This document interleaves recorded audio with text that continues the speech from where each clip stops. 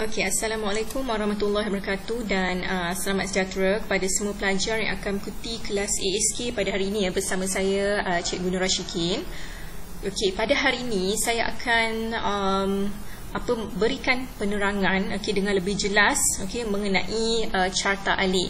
Dan pada hari ini sebenarnya saya nak buat sedikit pembetulan. Saya nak buat sedikit pembetulan atas kesilapan saya sendiri, memberikan kesilapan tentang sedikitlah penerangan pada kelas yang sebelum ini, pada video yang sebelum ini.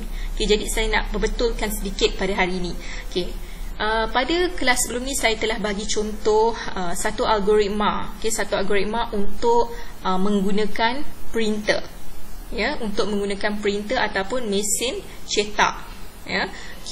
Di mana untuk langkah yang pertama, saya ada bagi langkah dia adalah sambungkan wayar mesin cetak dengan peranti.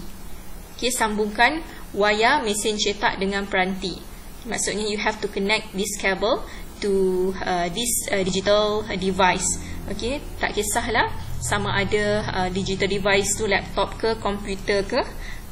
Jadi apabila melibatkan tindakan yang perlu kamu buat ataupun melibatkan aktiviti yang perlu kamu buat, ini adalah tindakan ataupun aktiviti yang kamu perlu buat. Ia merujuk kepada salah satu proses ataupun aktiviti. Jadi pada carta alih yang saya tunjukkan pada video sebelum ini, di mana simbol 4 segi tepat ataupun rectangle ini adalah menunjukkan aktiviti ataupun proses, menunjukkan aktiviti ataupun sesuatu proses. Jadi kita perlu menggunakan simbol rectangle ataupun 4 segi tepat. Sebentar saya cuba buka dulu nota carta alih. Nota carta alih supaya kamu lebih jelaslah kamu boleh nampak di mana nota tersebut.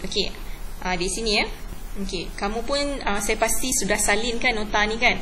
Jadi kita perlu menggunakan simbol rectangle. Ia adalah melibatkan aktiviti ataupun proses ataupun melibatkan tindakan yang perlu kamu buat. Jadi kita menggunakan simbol rectangle 4 segi tepat.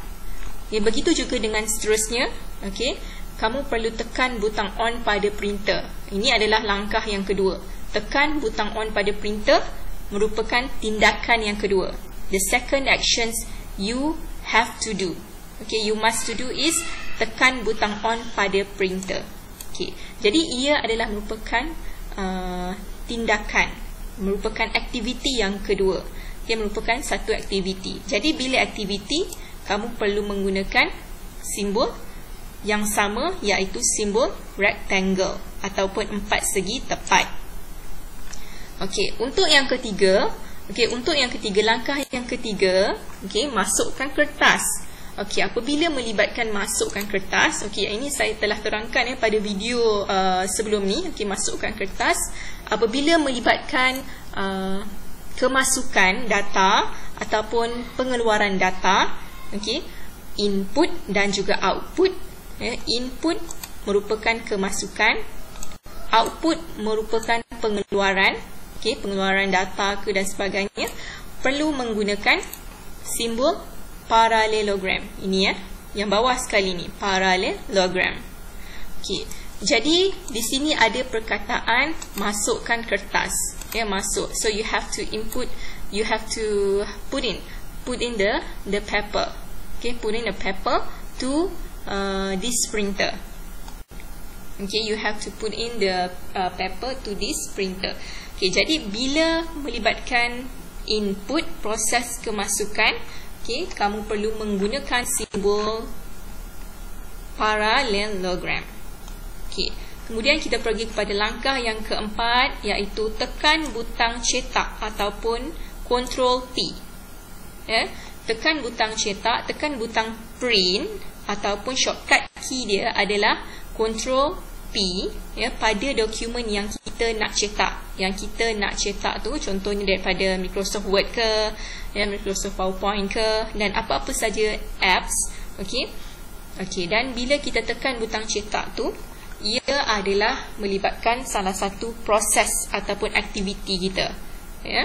Jadi ia perlu menggunakan simbol rectangle, 4 segi tepat. Tekan butang cetak. Okey. Dan sebelum ni, pada video sebelum ni saya telah bagi yang akhir sekali, langkah yang akhir sekali adalah tunggu sehingga kertas keluar. And then selesai, tamat. Okey. Dan saya menggunakan simbol parallelogram pada waktu itulah. Okey. Tetapi sebenarnya saya telah buat satu kesilapan sikit di situ. Apabila kita nak tunggu, proses kita tunggu, ya, you have to wait until the paper out. Okay, so ia adalah salah satu aktiviti, salah satu tindakan kamu. Okay, kamu perlu tunggu. Jadi ia sebenarnya bukan menggunakan simbol parallelogram, tetapi dia menggunakan simbol rectangle. Tunggu sehingga kertas selesai dicetak ataupun keluarlah, tunggu sehingga kertas keluar. So bila kertas tu dah keluar, apabila kertas dah keluar, awak perlu ambil kertas. Ini langkah yang last. This is the last action. You have to take the paper lah. Yang keluar ataupun yang selesai dicetak. Apabila tamat saja kertas ini sudah dicetak, sudah habis dicetak, kamu boleh ambil kertas yang keluar. Jadi ambil kertas yang keluar maksudnya kertas itu sudah keluar. Kertas itu sudah keluar. Jadi ia adalah proses output. Itu dinamakan proses output. Maksudnya ada pengeluaran. Ada proses pengeluaran. Proses keluar apa? Keluar kertas di sini. Jadi di situ barulah menggunakan simbol parallelogram. Ambil kertas yang keluar. Ambil kertas yang keluar daripada mesin, daripada printer. Jadi ini baru menggunakan simbol parallelogram dan akhirnya tamat. Ini adalah berdasarkan situasi menggunakan printer. Seterusnya saya ada bagi satu latihan di mana bagaimana carta alir menggunakan mesin basuh baju. Jadi yang ini adalah ada dua jawapan yang boleh diterima. Ada dua jawapan yang boleh diterima. Pertama, mula, kemudian masukkan baju ke dalam mesin basuh, masukkan sabun, pasangkan suis, tetapkan kuantiti air, tekan butang start, tunggu sehingga mesin berhenti dan tamat. Jawapan yang kedua, ada dua jawapan yang boleh diterima. Pertama, mula, pasangkan suis, kemudian masukkan baju ke dalam mesin basuh, masukkan sabun, tetapkan kuantiti air, tekan butang start dan tunggu sehingga mesin berhenti, and then tamat. Ini adalah jawapan yang kedua yang boleh diterima. Sekarang kita pergi kepada soalan yang kedua. Soalan yang kedua berkaitan dengan bagaimana bila kita nak membeli air, membeli air menggunakan vending machines. Contohnya kita nak beli air tin lah. Kita nak beli air tin. Di sini pun sebenarnya terdapat sedikit kesilapan yang saya nak betulkan. Di mana ini adalah jawapan dia yang sebenar lah. Di mana mestilah bermula dengan perkataan mula. Mula dan tamat mestilah dalam bentuk oval. Masuk wang. Masukkan wang.